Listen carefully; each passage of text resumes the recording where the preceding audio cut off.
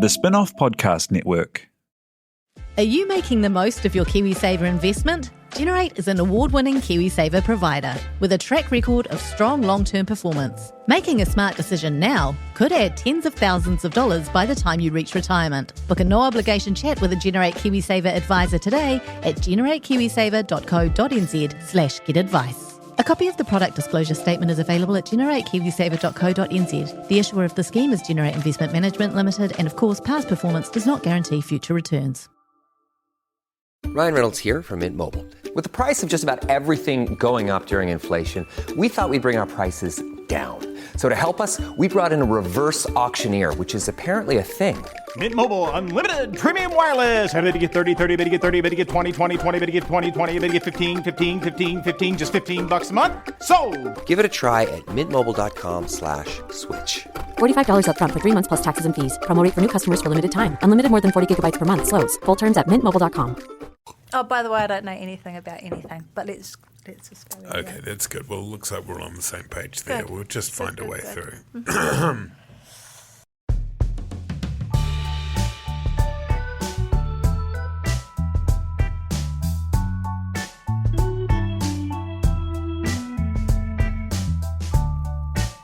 Kia ora tātou, this is Gone By Lunchtime. My name is Toby Manhire. With me today. Very, very happy to be able to introduce Annabelle Lee-Mather, who's got a nasty cough, but it seems otherwise fine. How are you? I'm very well, thank you. Would you speak into the microphone? I'm very... so technical. I know. I'm very well, Broadcasting is a mystery, isn't it? It's so hard. Ben Thomas, who is an evil spin doctor from Exceltium. Thanks for that coughing introduction. Hi, Ben. I've been up for 100 years. I don't remember a time when I wasn't awake and it wasn't Wednesday morning. Ben drove someone to the airport this morning and therefore believes himself to be a martyr. And then I got up at 4:30 a.m. because I promised to take the person to the airport. And they were like, oh, it's an early flight. And I was like, no, don't worry. I'm a great guy. I will, just let me know where to pick you up from. And it was like, Piha? Right. Yeah. So, and then afterwards, I had to go on TVNZ Breakfast and talk about the Peter Ellis case. Oh. Driving with Ben is like... I've heard from a few people about driving with Ben. It's like doing Don't listen heroin. to Mad, though. It's like... That was Duncan. And while you're on the heroin, it's fun, but Yes. you know that if you keep doing the heroin for long enough, it'll probably kill you. As I had it described to me, Ben driving with Ben is like you're either traveling fast or stopped, and there is no in between. Like there is no gradual applying of the brake. It's just bang. Yeah, it's thrilling. It's thrilling. Indecision kills on the road. It's no time to fuck around. You know? I think like having the fact that you have multiple sources for this, I think just demonstrates how extremely helpful I am. You are. That is so true. That's a lovely way of putting it. True. Let's focus on the positive here rather than the numerous brushes with death. If anybody needs a ride hugely to the depleted airport the spin-offs in any city ranks. Just get in touch, info@thespinoff.co.nz, and we'll be able to set you up with Ben, who will be happy to pick you up anytime after 4 in the morning. Or you could find him on Uber. Also, Alice Webber-Dell is sitting in for Tina, who's doing something to do with Love Island. I think she's filming Love Island. Hi, Alice. And welcome back, Alice. You wanted to say something about Love Island? No, I thought for a minute you were actually serious, and I was having a little heart palpitation. I am serious. They're recording something. I don't know. Do you mean she's in the program, or she's doing something about? No. But it's which is a beautiful segue into the Real Pod, which I'm promoting right this moment and saying you can listen to it along with others from our podcast stable. Also, I'm going to say thank you very much to Flick Electric, who are our loyal supporters and sponsors, and who are just generally excellent people. And you can click through to them from any politics post to see what their offer is. There's one other thing. Can I just say though, before you do, that they should rate and review those other podcasts, obviously, but just don't rate them as high as Gone By Lunchtime. Oh yeah, rate us on the thing rate us higher, but rate others also, but high, not but as not high. as high. Yeah. Yeah. Our listeners are politically minded. Just get a little Machiavellian about it. We just game it a little. Put out a request for themes, for theme tunes, for jingles, because I promised, and didn't have a great response. Really? I wouldn't say, not an overwhelming response. Oh. We didn't have any response. But I've done one. Oh. Even better. I put one together. I put this together last night. Okay, here we go. Okay. Here we go. I've got the volume on. I'm playing it on my phone in a janky fashion. Here we go. You can't govern unless you're certain. Shocking stuff! Shocking stuff! Shocking stuff! Shocking stuff that was going to be gone by lunchtime.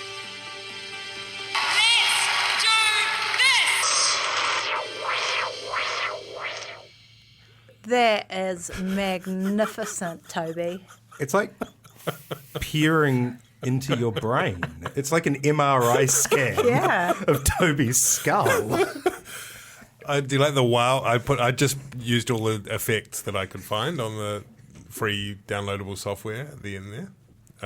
We'll play that again at the end, listeners. There's nothing for about the three that. Or four of you left. There's nothing about that I don't love. Oh, thanks so much. Well done, you. God, you're talented. So that's exciting.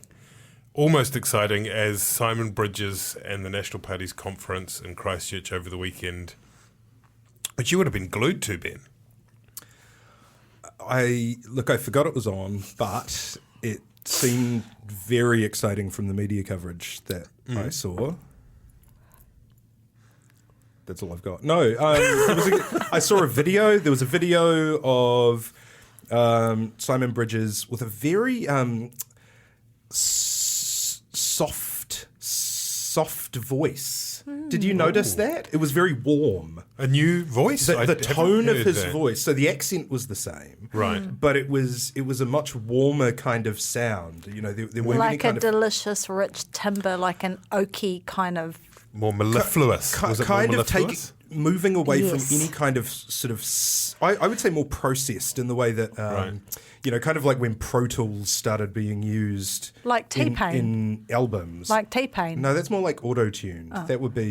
That's more like Toby's theme. But it was sort of, there was no kind of aggression or sneer. It just seemed like a very kind of smooth, well-rounded, warm delivery. And I think it must have taken about 1 million takes. It didn't sound like his normal sort of speaking. Right.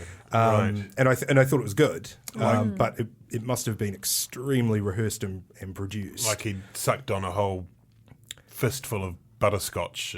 Just to avoid saying, slushies or, any of those kind of tics that sort of sometimes give him a kind of harsh aspect in his speaking. And he went through a kind of boilerplate of all of the things that the future putative national government will do, which will improve the lives of everyday New Zealanders. And what they're really focusing on is economic growth, doing well for your family, and lowering the costs that are being imposed on you for living by this government.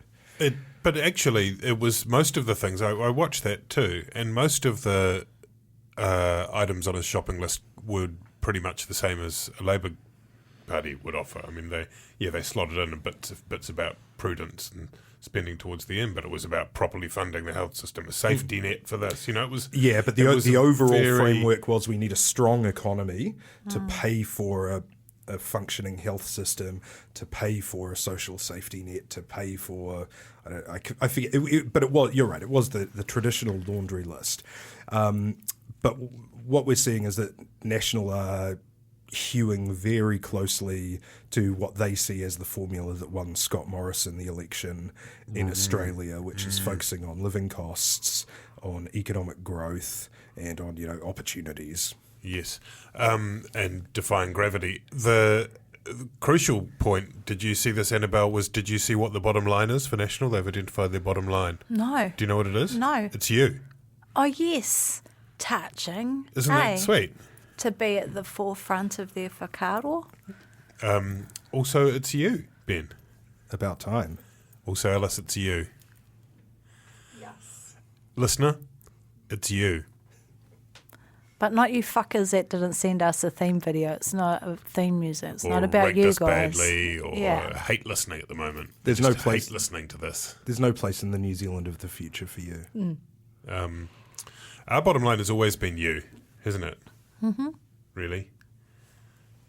What else? Are you talking to Annabelle or the listeners? You. Right, okay.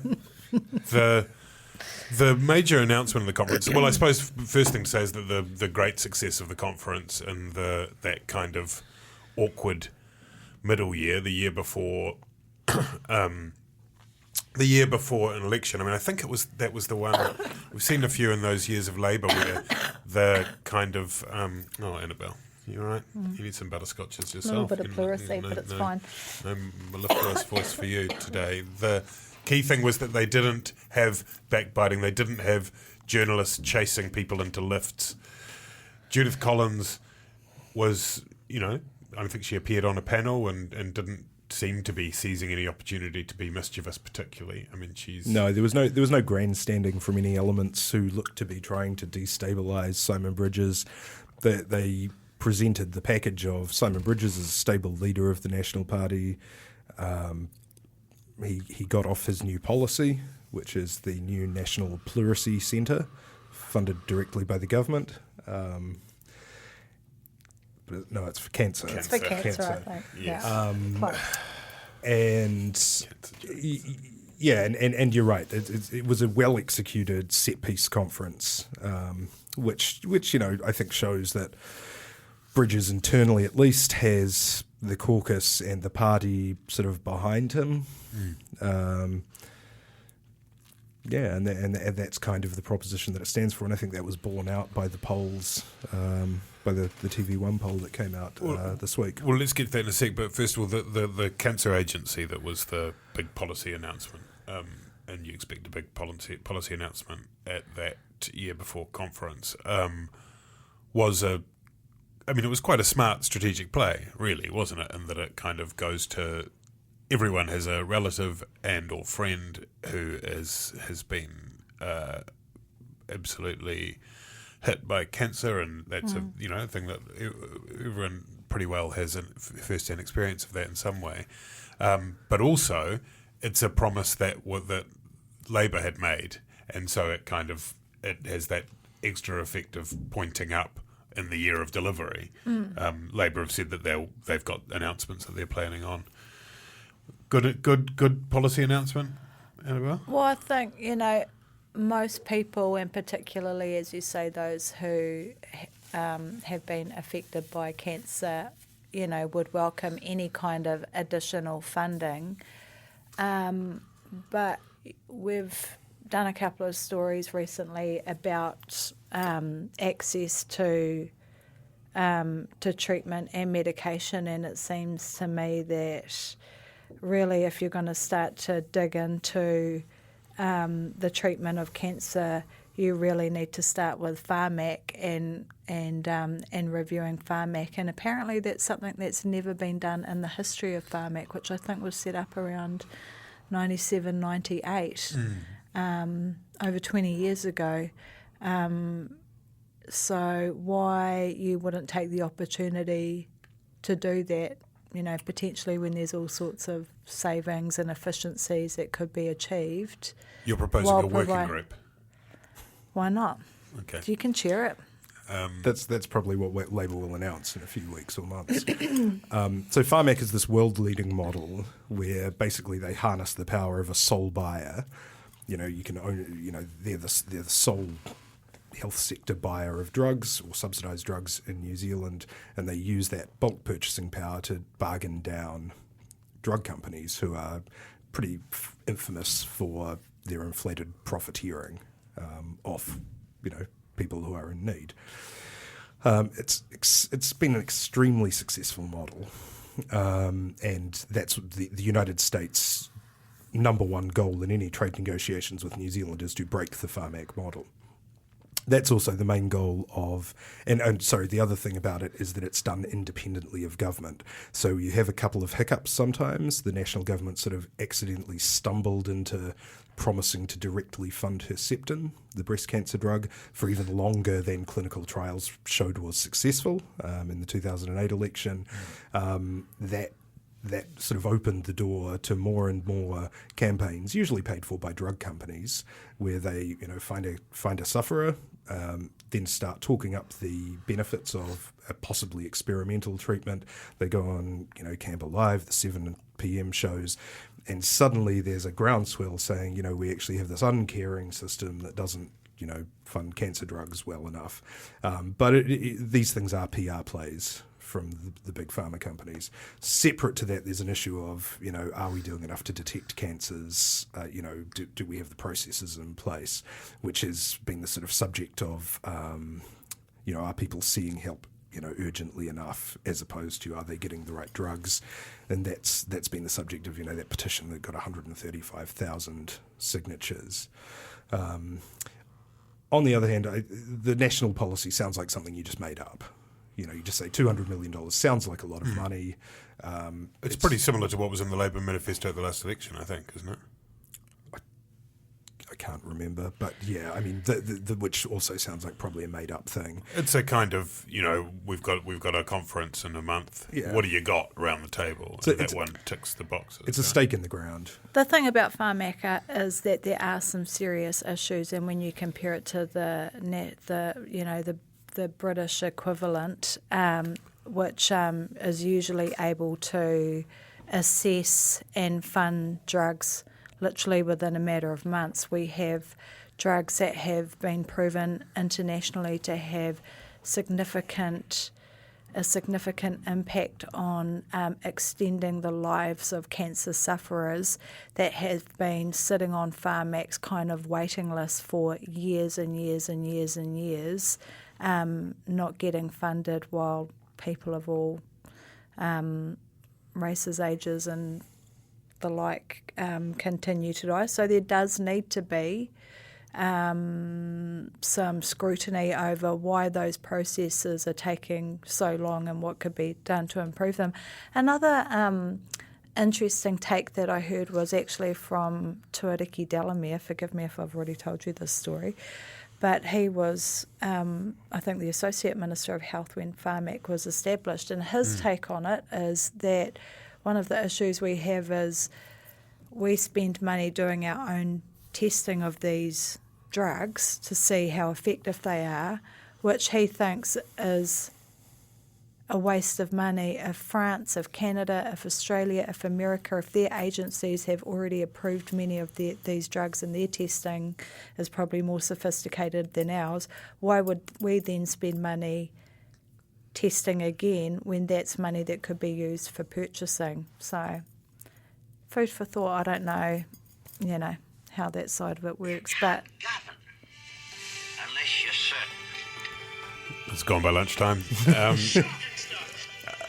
Moving on to the poll, it was a bit of a non-poll, wasn't it? I mean, it was very similar to the last Colmar Brunton. Very similar to the last Colmar Brunton, and there was a lot of excitement about their new emerging figure on the preferred prime minister, who turned out to be the blazing comet in the night sky, Christopher Luxon, lighting up the political landscape of New Zealand. The like an atomic flash. The Apple comet.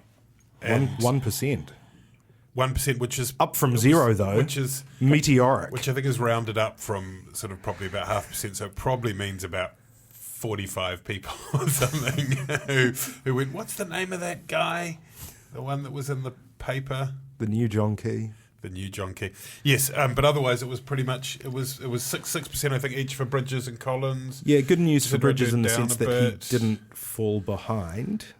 Yes. So, he's still equally, that would have been pretty catastrophic. Well, not catastrophic. It would have been a bit embarrassing, had he fallen behind. But it shows that, the momentum behind public doubts about him, has at least plateaued. And the party vote is staying solid, right?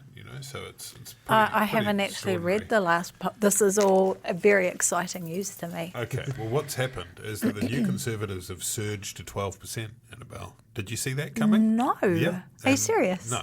Oh, you had me excited, Toby. No. Is there anything more to say about the? I mean, it's sort of we get so few polls that we get ridiculously excited about them. Do we have so few? It feels like we had a poll like 5 minutes ago. A couple of months ago. We have pretty few, which is in some ways a bad thing, in some ways a good thing. I mean, the Australians just feast on their Monday morning polls, don't they? What it did do is make clear how National can get back in, if at all, which in the next election, which is New Zealand First either has to come over to National or New Zealand First has to leave Parliament. And that's going to be the crucial decision that Simon Bridges will have to make in the next year. Is he going to court New Zealand First and try and bring them over? Because if you look at the New Zealand First caucus, the majority of them would probably be more comfortable with a national government than Labour, in terms of their natural inclinations, leaving aside Winston Peters' chaotic sort of preferences. Or is Bridges going to try and emulate John Key in 2008, rule them out and drive them out of Parliament, maybe, hopefully forever? I mean, touch wood. But then that comes with a calculated risk, because if you do that and they get back, then there is no chance of striking a deal with them. If they are out and if they take 3 or 4% of the vote as per that poll, it suddenly becomes much closer. Now, to assure a national victory, they have to be ahead of Labour and the Greens have to be gone as well. There doesn't seem to be any sign that the Greens can drop below 5% for any extended period of time. So there's still a lot of challenges there. Did you say chaotic? Is that like... I mean, I tried. That's National without Is Key. that like John Key? When once Key's gone, it's chaotic. Quixotic. Is it chaotic? Is it quick? Is that I thought it was maybe, but probably not. I don't know. Probably learned it from reading. Well, that's I'm not sure. I'm not sure. Probably going to be bullied like a weird homeschool child now. Were you homeschooled? No.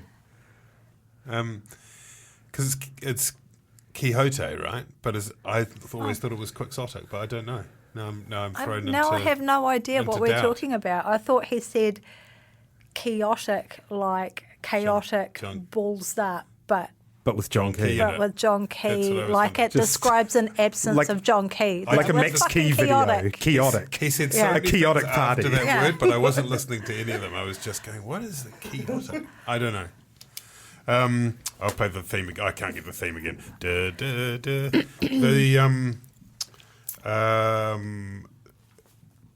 leader of the opposition, Simon Bridges, we were talking about, then came up this morning. We're on speaking today on Tuesday, the 31st of July. Is that right? It's not August yet, is it? This is going well. The longest day of the year, well, which began at 4:30 a.m. I have been up as hero of the people, forever. The direct descendant of Jesus Christ, Ben Thomas, drove to Piha to take someone to the airport. And while that was happening, Simon Bridges was appearing and describing Jacinda Ardern as a part-time Prime Minister, which is an interesting call. Did you hear that, Annabelle? Did you hear any of this part-time Prime Minister? No, I didn't. Is that just like a low-key misogynist kind of thing about, if you're a woman and you're a... That's what I was and you're a mother yeah. and you're parenting and politicking, then you can only be doing it part-time. Is that because she went to Tokelau? Yes. Right. It was an interesting... Are the people who's like islanders going under the water because of like carbon emissions and climate change, and we're supposed to be helping who are a them. protectorate of New Zealand. Well, New Zealand sort of part of Who keep voting to remain a protectorate of New Zealand and not go independent. Those guys. It was a kind of curious argument, because what he was saying much more loyal than the South Island was that while Ihumātao was going on, this big deal, it was a big deal going on, so it was a very strange time for her to leave. But also when asked what she should be doing about it, his response was nothing. So it was a curious argument, didn't you think, Ben Thomas? I think it was, look, the argument, you don't pay attention to the argument, you pay attention. The public are paying attention to the slogan. It's quite a good slogan. part-time Prime Minister at the same day that it's announced that she's going to be on the cover of Vogue, or going to be in Vogue magazine, edited by Meghan Markle. So has he got the feels because he only gets Women's Day and she gets Vogue? Vogue again. I mean, she's. I know. When will GQ or Esquire come calling? Does FHM still exist? Loaded. Maxim.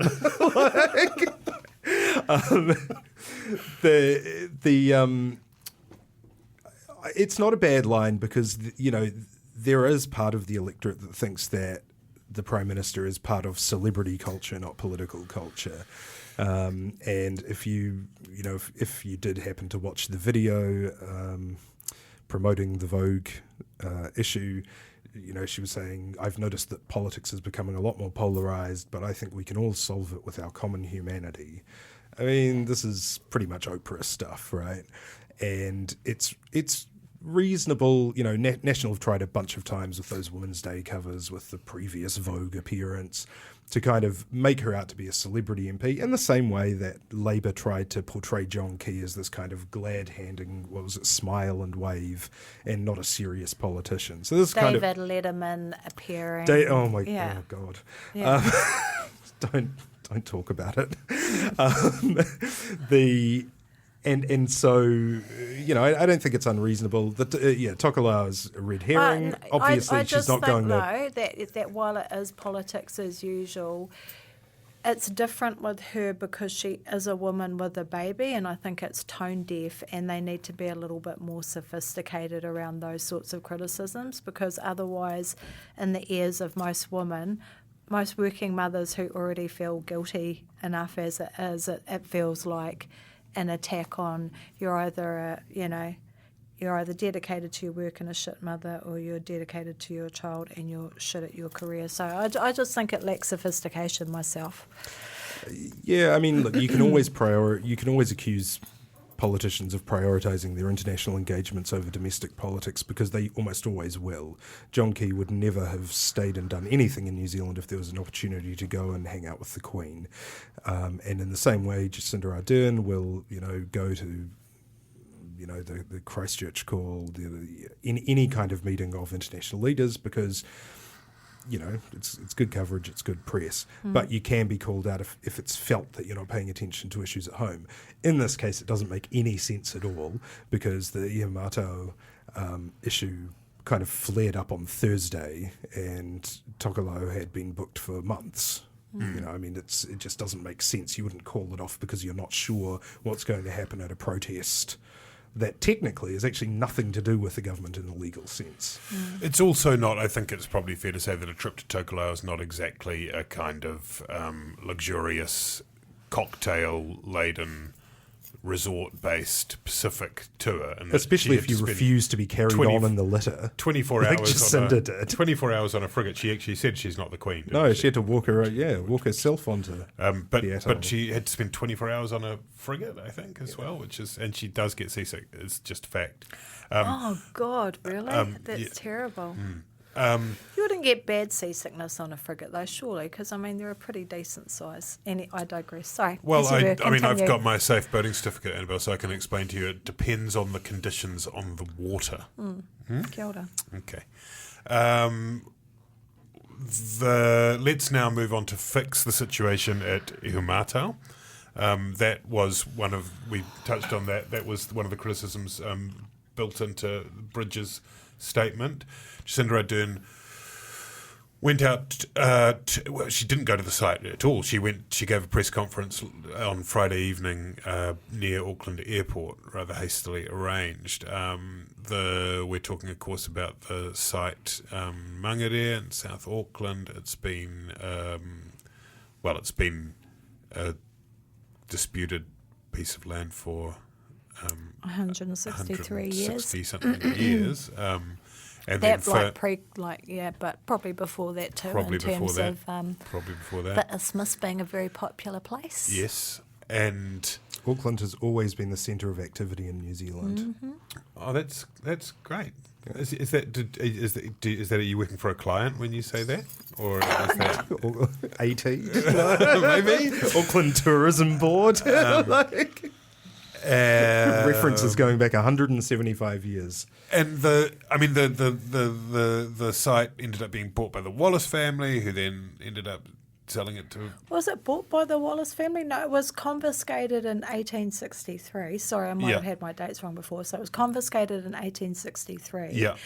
When on the way to invade the Waikato. Yeah. Yep, the right start of the wars. That they were falsely accused of,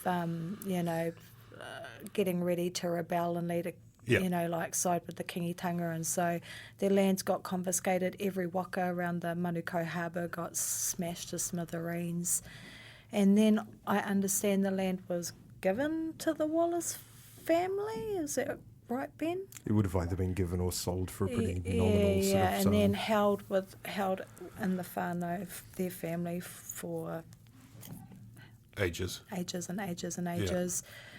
Then they wanted to, the woman who inherited it wanted to sell it, and correct me if I'm wrong, but I think that iwi tried to get the money together, but I'm not sure if they had enough. But she didn't want to sell. My understanding is she didn't want to sell to the iwi anyway, because if it was sold as a rural block, it would be worth a lot less than if it was rezoned and it could then be used, to build housing on, which then ramped up. They lobbied to have it rezoned, ultimately successfully, because it became an SHA, which the Auckland Council approved, which was part of a...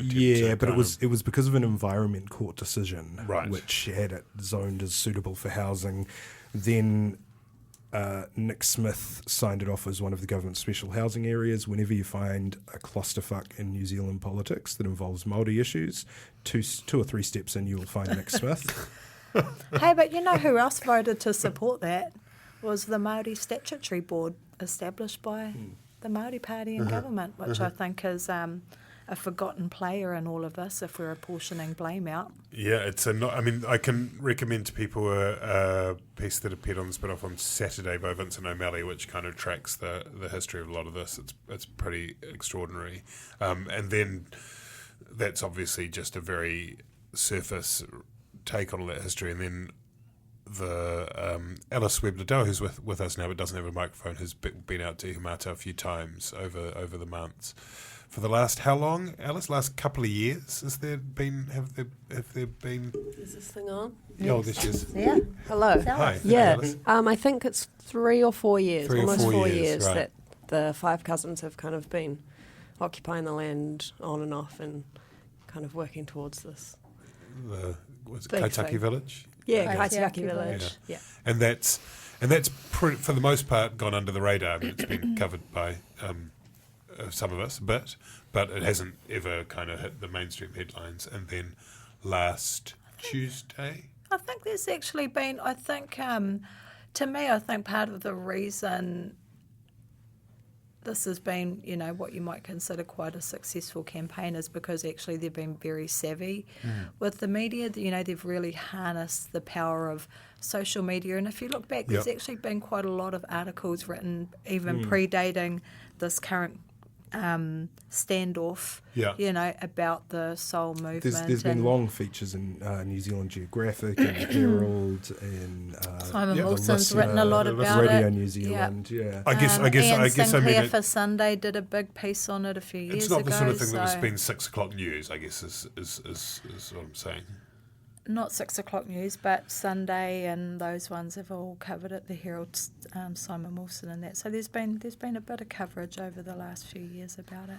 Fair. The other issue too, I'm not sure if Vincent talked about this, but just an interesting sidebar issue is that, the argument's been made that under the current settlement structure, under the current laws, private land can't be used to settle treaty claims. Interestingly, back in the day, you could, but I don't know if you guys are aware of the Alan Titford case. He was jailed a few years ago for horrific domestic abuse, and during the course of that case, it came out that he's a guy who in the 80s accused Te Roroa of committing arson on his home and harassing him and his family, and people were so outraged at the time, including David Longy, they changed the law so that private land couldn't be used in settlements. So, I mean, in terms of layers of injustice, during the court case, his wife came out and said, actually, the iwi didn't burn down our house, he burnt it down. So yeah, Ellen Titford is basically a human monster, also one of these fantasist, racist, Celtic New Zealand conspiracy theorists, generally terrible person. He's in prison at the moment. He's in prison at the moment for some of those things. Yeah. But in terms of using private, I mean, there was no treaty settlement process back in the late 80s, and it was done on a very ad hoc basis in response to Waitangi Tribunal reports. Waitangi Tribunal reports, they would investigate historical breaches, do a report, and then they would make recommendations about ways that this could be done. The recommendations aren't binding.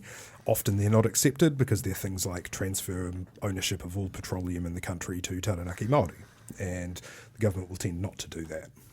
They'll say we're considering options to fulfill the intent of this recommendation, right?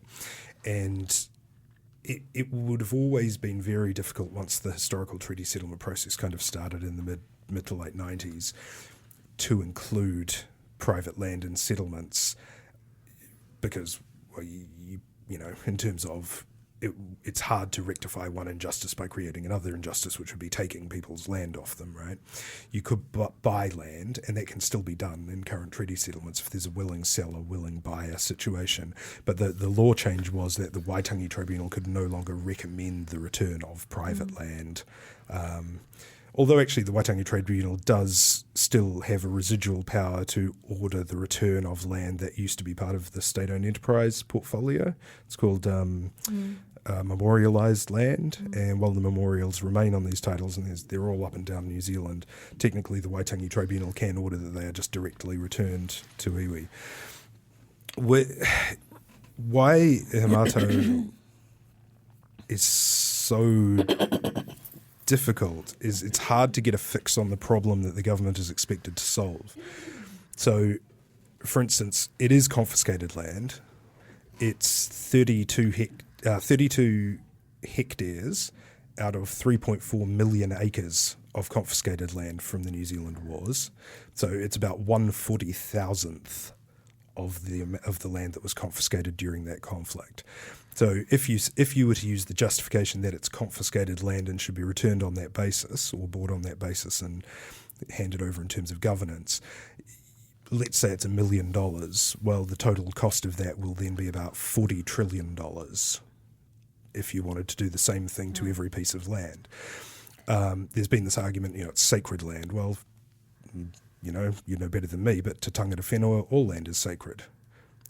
Most of it is not Wāhi Tapu area. It's, it was farms, it was gardens. What they say is that all land, there's a saying, riro whenua atu hoki whenua mai, any land that's taken should be returned. So they say, well, what both sides actually said the other day is any land that's confiscated is considered Wāhi Tapu in terms of how many Wāhi Tapu relating to burials and stuff on the land is unclear. But what we do know about it is that it is part of a very special, unique, cultural, historical landscape. With the Otuataua stone fields a little bit further down the road. So there is a specialness to this place that makes it, an outstanding feature. And it's kind of an example of where all the levers seem to have failed a bit, because you would think that, the Environment Court, the Māori Land Court, the Council, the Māori Statutory Board, at some point someone, the Historic Places Trust would have recognised that it does have special value, and while it may not be the most tapu part of the land or the most archaeological significant part of the land, it is part of a wider landscape. So I understand why, you can recognise why there's people are particularly protective of this block. work. Yeah, absolutely. But in terms of the problems this causes for the government, and so I'm not, I wouldn't presume obviously to speak for, the importance of the land to the iwi, the importance of the land to New Zealand as a whole. I don't know enough about that stuff. But in terms of the bind the government is in, if, as some people, including Hone Harawira, have suggested, you were to buy the land and give it back to iwi, first of all, most of the iwi with connections to this land that are acknowledged in legislation or deeds of settlement, which is Te Aki Tai, Waikato Tainui and Te Kawerau Amaki, would probably want to put houses on it. So that's probably not a starter anyway. But in any case, where it would become a real problem for the historical treaty settlement process is that suddenly injecting, an extra, say, $5 million or whatever it costs to buy this land, some people have talked about $30 million, that would be this extraneous injection of funds and settlement money into, what's been a very finely balanced process. There's about 24 iwi on the Auckland Isthmus, and they've all had to make compromises and give and take in terms of the land that's available for their settlements and the relativities, available, and in terms of getting all of those groups into a situation where they're reasonably happy with what they've negotiated compared with their historical neighbours. Has taken a lot of work by the iwi themselves, and you would be opening the whole thing up again, and people would be saying, well, why is there suddenly $10 million more for Te Kawerau Amaki? So some people have suggested that the way around this is you acknowledge the special character to all of New Zealand. Actually, Pānia Newton of Seoul, this is the substance of their submission to Parliament. Seoul being the group that are organising the protecting. And they've suggested you make it a historical reserve because of its outstanding importance to all New Zealand. That sounds like a great compromise if the government can find the money and thinks that it's worthwhile. Mm-hmm. And then everyone's sort of happy. Fletchers are happy to be bought out. The problem is that Te Kawerau Amaki have struck a private deal with Fletchers, which is the return of 8 hectares on which there's going to be a visitor centre, the preservation of the lava caves, and they've also secured 40 houses to be bought on a rent to own scheme. in the final development.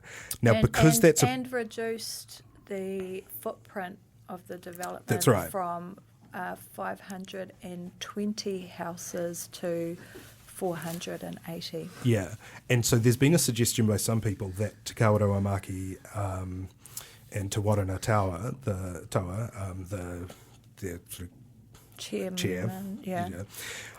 somehow sort of sold out the members of the iwi and the whānau, represented by Seoul. You would sort of argue that he didn't really sell anyone out because they didn't actually have any bargaining chips at that point. That was a negotiation from nothing. Te Kawerau Amaki, the tribal authority, could not have stopped the development had they wanted to. They didn't have anything that they gave away in terms of that negotiation. And indeed, they'd actually fought the development through the Environment Court, I think, over about a 3-year period.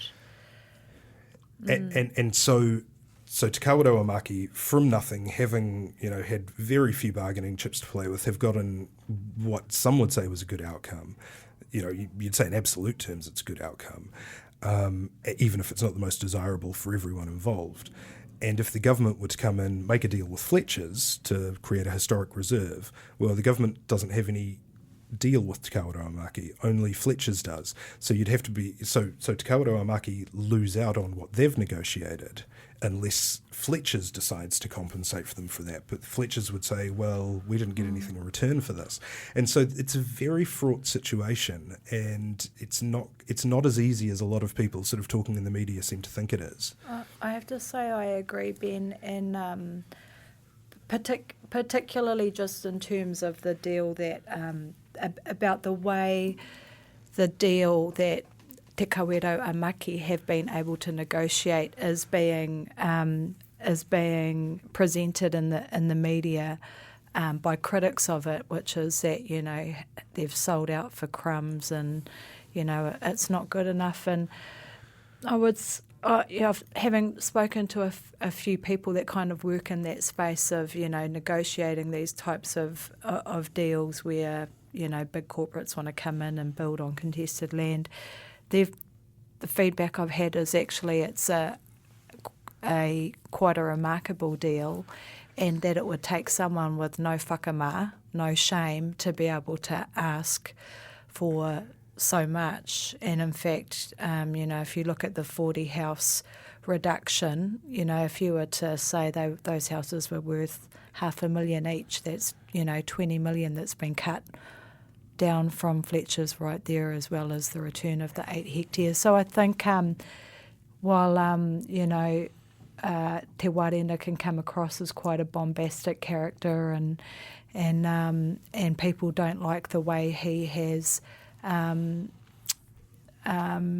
dealt with the soul group and others, I think to say that it's a completely shit deal and it's crumbs is probably not an accurate reflection of the deal. That actually it's for someone, as you say, that didn't really have a whole lot of leverage at the table. It's a reasonable, and I also understand why for a lot of others it's not good enough and they want a much better deal than that. But I think it's for the people who are attacking him on Facebook over it, that it's not quite as it shouldn't be.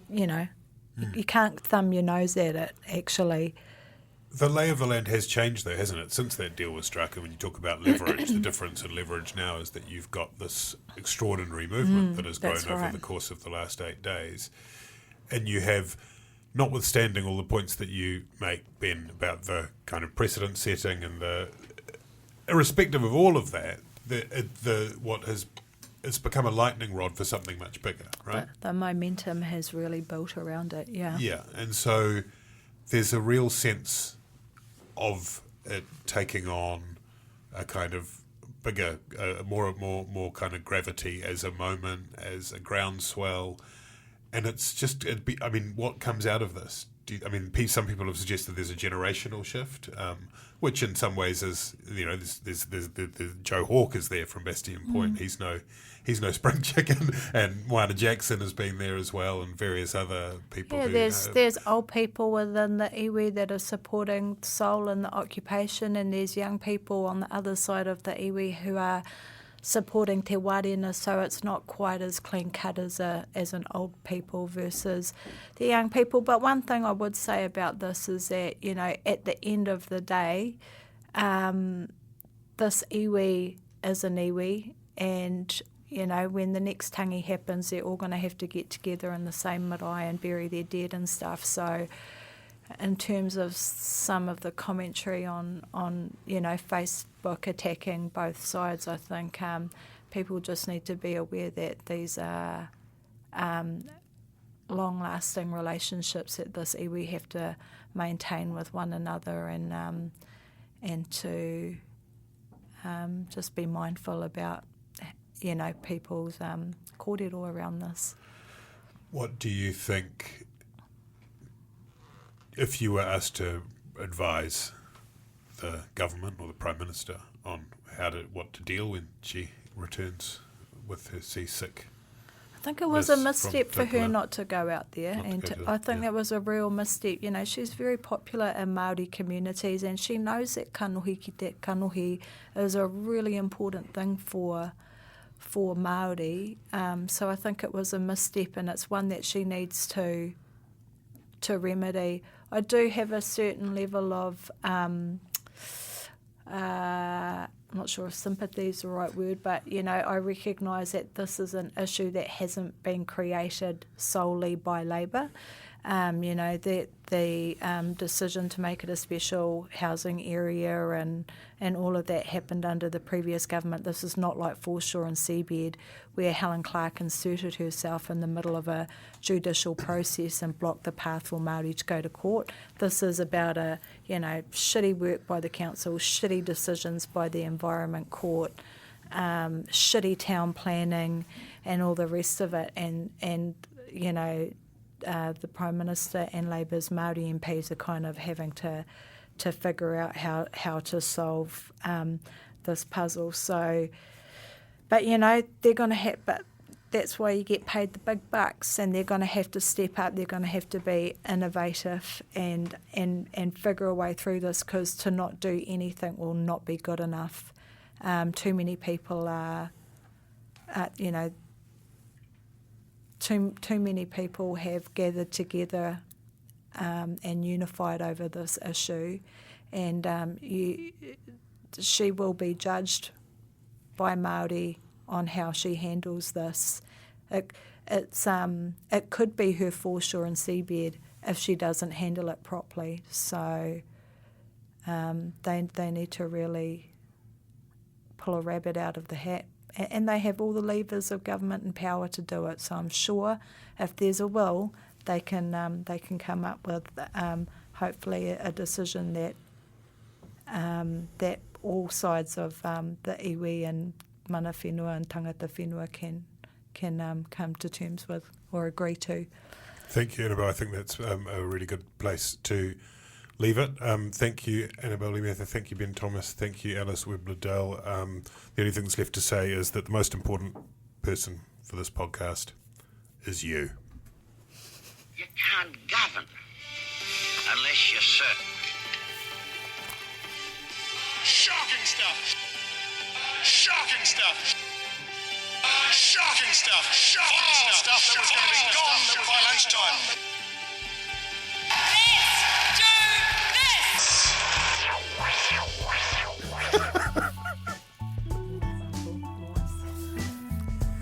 Another one for next week. I just have some strident to know.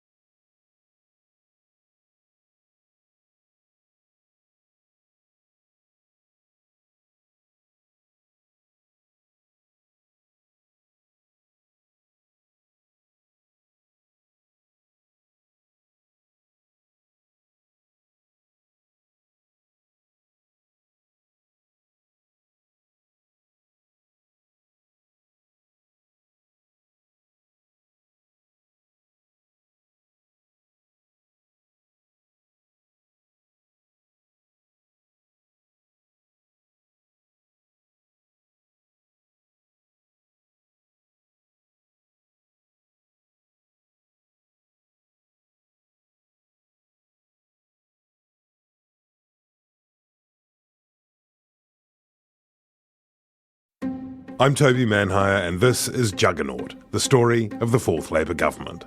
a podcast in 6 parts. Doesn't give my opponents much time to run up to an election, does it? This nation is at risk. What do you think you're up to now, you perverted little liar? I could smell the uranium on it as you lean towards it. Most radical overhaul in the history of New Zealand's administration. Juggernaut, the story of the 4th Labour government. Made with the support of New Zealand On Air. Listen now on The Spin-Off or wherever you get your podcasts. Do you find it hard staying optimistic with all the financial news in the media? I'm Bernard Hickey, and on my podcast, When the Facts Change, I'm here to help you navigate the ever-changing landscape of economics in Aotearoa. So join the conversation every Friday on When the Facts Change, brought to you by the Spin-Off Podcast Network in partnership with KiwiBet. The Spin-Off Podcast Network.